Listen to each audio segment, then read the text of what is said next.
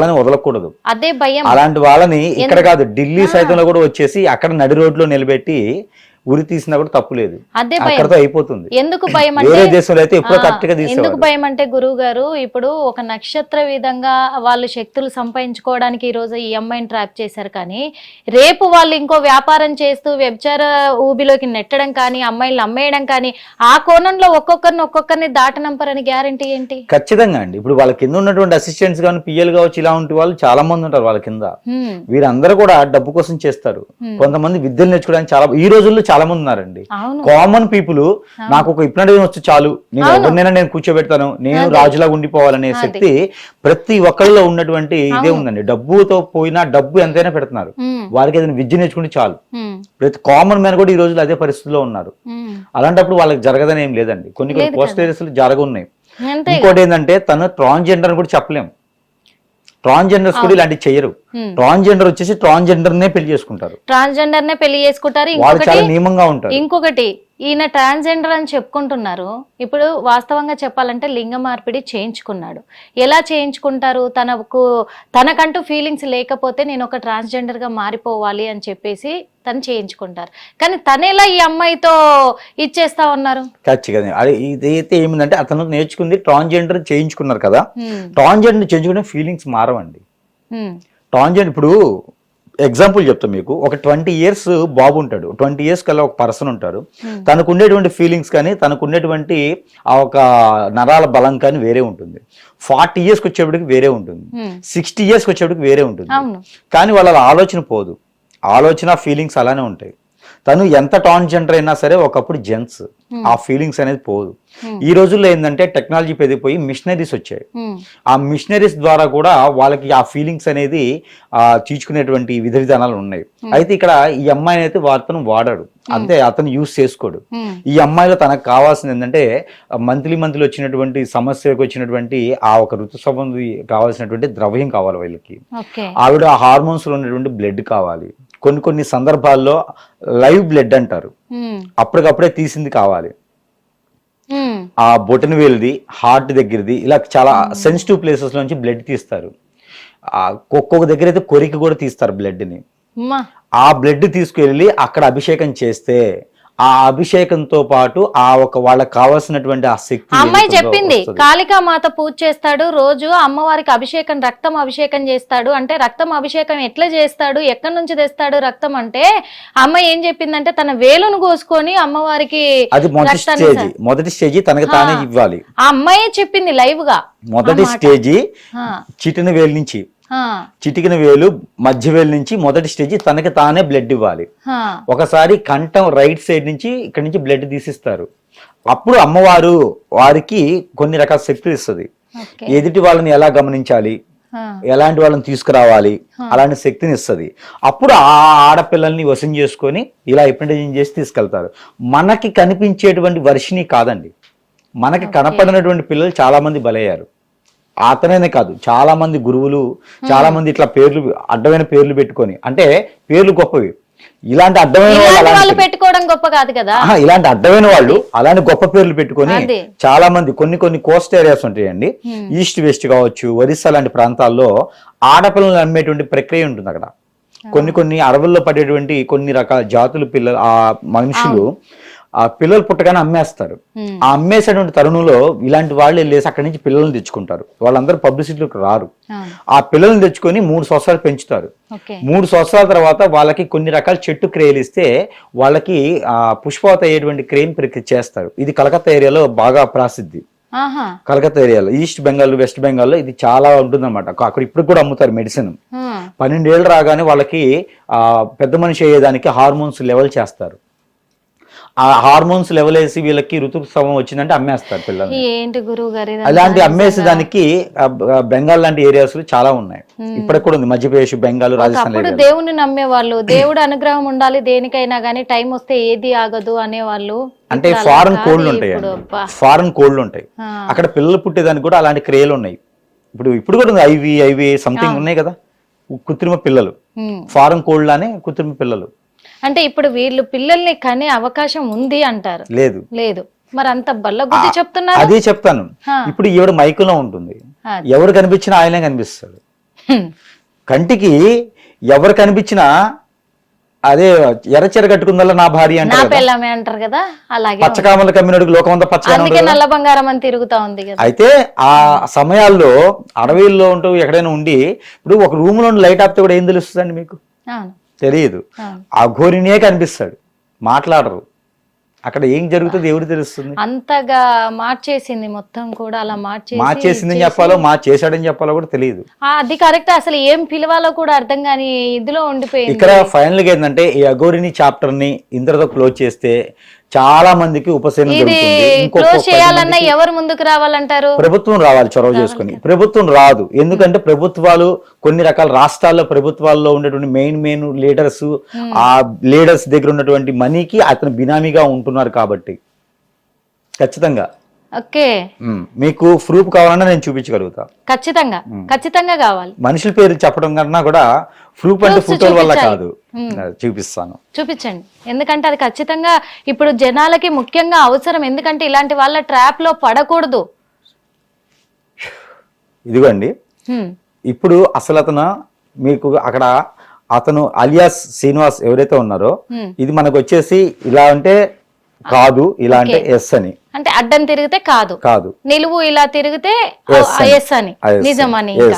Okay, ఇప్పుడు మనము చూస్తే గనక చూడండి, అసలు ఈ ఎవరైతే ఈ అలియాస్ శ్రీనివాస్ అనేటువంటి వ్యక్తి, ఈ అలియాస్ శ్రీనివాస్ అనే వ్యక్తి అసలు అఘోరినియేనా? కాదు. ఇలా తిరిగింది కాదు. ఓకే, ఓకేనా? ట్రాన్స్జెండరా? కాదు. ఒక వెధవ? చూడండి, ఎందుకంటే ఇప్పటిదాకా మనం మాటలతోనే చెప్పాము, కొన్ని అనుమానాలతో చెప్పాము. వాస్తవంగా చెప్పాలంటే ఒక వెధవ. ఇతనికి ఏమైనా విద్యలు మంచి వచ్చా? రావు.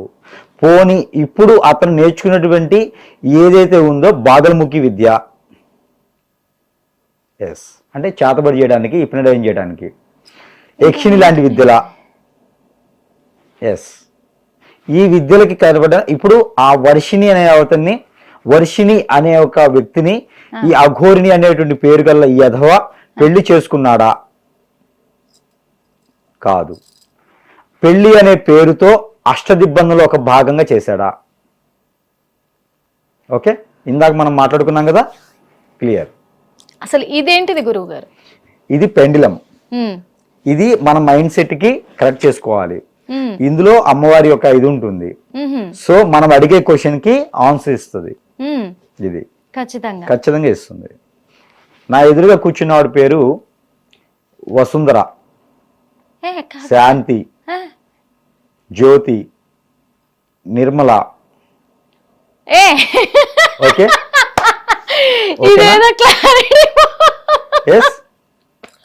కరెక్టేనా?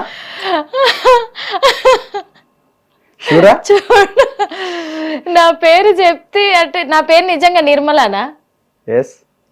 కాదు, కవిత. కాదా? కాదు. అంటే ఎన్ని రోజులు నిజంగా ఒకటి గురువు గారు, అన్ని మీడియా వల్ల మొత్తుకున్నాము, అరిచాము, చేశాము, అనుమానాలు ఇదవుతున్నాయి అన్నాము, అఘోరి కాదని అన్నాము. కానీ అఘోరి కాదు అనడానికి రుజువేంటి అనే విధంగా కూడా కొంతమంది సనాతన ధర్మాన్ని నమ్మే వాళ్ళు ఎంత వాదించారు. అసలు మీకు వచ్చే సనాతన ధర్మం ఏంటి? అసలు సనాతన ధర్మం అంటున్నారు.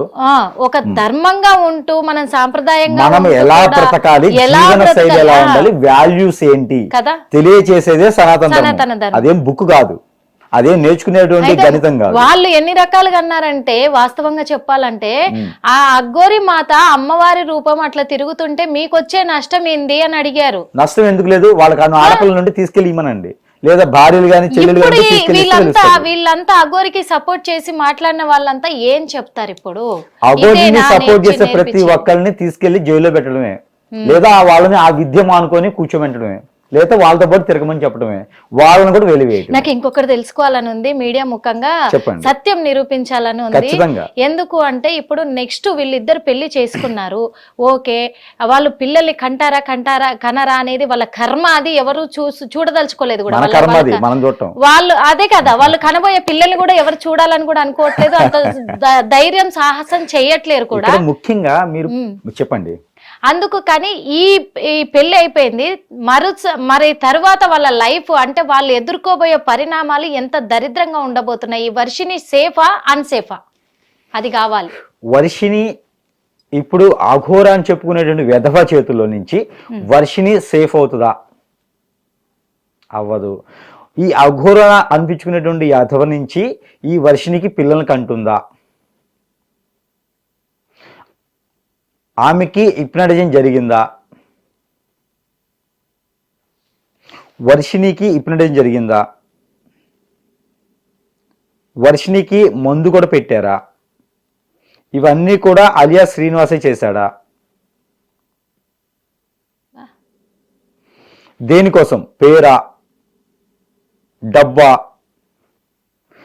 ఈ అఘోరి నేను చెప్పుకునేడు అతని దగ్గర ఆ బినామీగా ఎవరైనా డబ్బు పెట్టున్నారా? దానికోసమే ఏదో రకమైన పబ్లిసిటీ చేస్తున్నారా?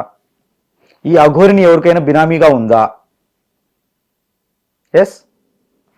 వీళ్ళు బిజినెస్ మ్యాన్సా, పొలిటీషియన్సా?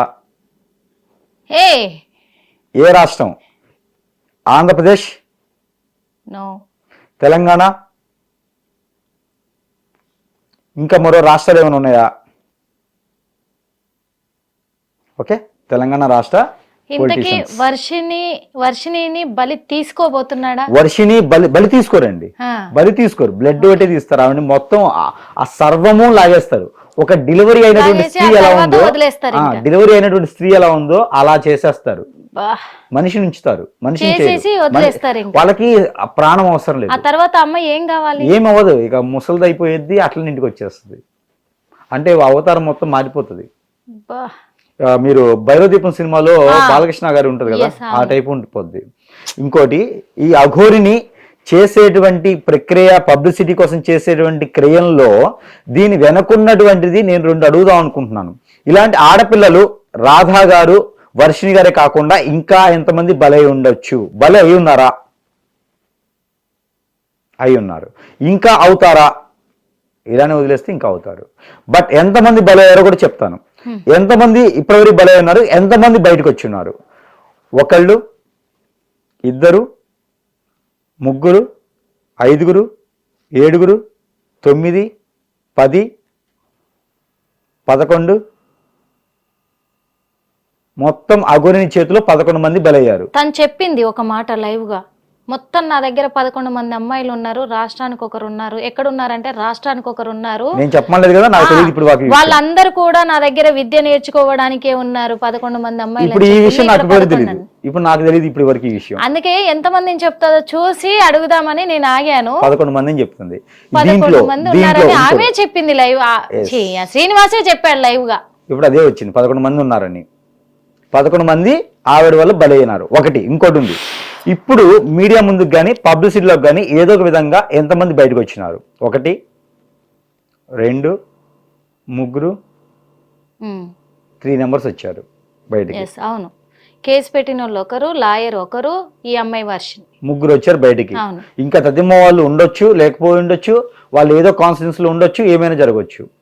11 మంది ప్రజెంట్ బలయ్యారు. ఇంకా బలవుతారు ఇలానే వదిలేస్తే, ప్రభుత్వాలు చొరవ చేసుకోకుండా ఇలానే వదిలేస్తే. ఇంకా ఏమండి, రోడ్డు మీద ఒక హెల్మెట్ లేకపోతే బండికి పోలీసులు బండి పక్కకి లాగి చలానా వేసి కోర్టులో రేపు కట్టుకోపో బండి తీసుకెళ్ళినటువంటి వ్యక్తులు, డ్రంక్ అండ్ డ్రైవ్ కేసులో మందు తాగితే బండి పక్కన పెట్టి నువ్వు వెళ్ళిపో అని చెప్పేటువంటి పోలీసులు ఇంత అగాత్యం చేస్తుంది.